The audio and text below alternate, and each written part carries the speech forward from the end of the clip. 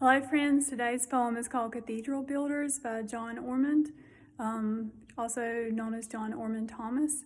He was a Welsh writer and a filmmaker, friends with Dylan Thomas and some other notable writers of his day. So I've really only come across this one poem from him. I have a lot to learn, but I liked it, Cathedral Builders, because it emphasizes the contributions of the working class and the hardships that they endure as well. So here it is, Cathedral Builders. They climbed on sketchy ladders toward God, with winch and pulley hoisted hewn rock into heaven, inhabited sky with hammers, defied gravity, deified stone, took up God's house to meet him, and came down to their suppers and small beer. Every night slept, lay with their smelly wives, quarreled and cuffed the children, lied, spat, sang, were happy or unhappy.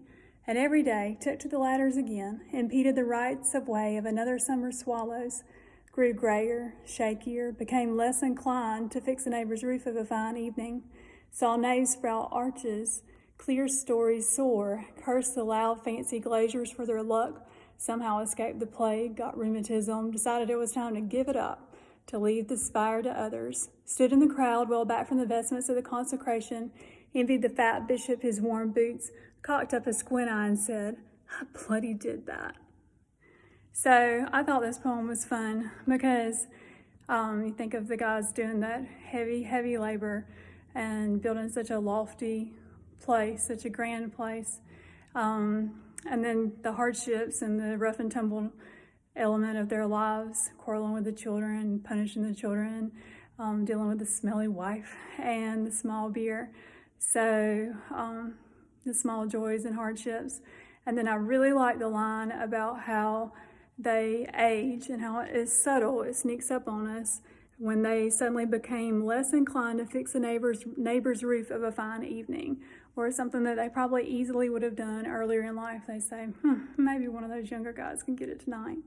So that's just how life sneaks up on us. But I like the way that their day-to-day contributions into something quite beautiful towards the end.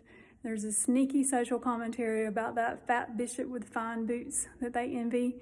But the fat bishop with the fine boots didn't build the church in the way that they did, or the cathedral, the building itself anyway.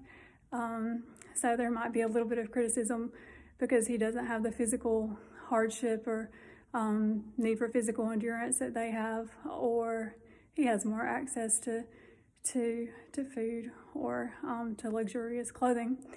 So right there at the end, though, the guys are pretty triumphant. I bloody did this.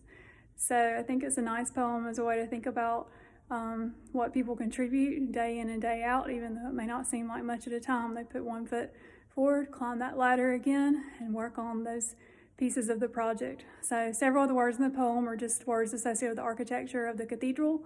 I don't have an actual cathedral in my area of the world, so I'm in a church because I thought the stained glass windows would at least be something to help with the setting of the poem. So anyway, I look forward to reading more of this guy's work and celebrating the contributions of the common man. Thanks.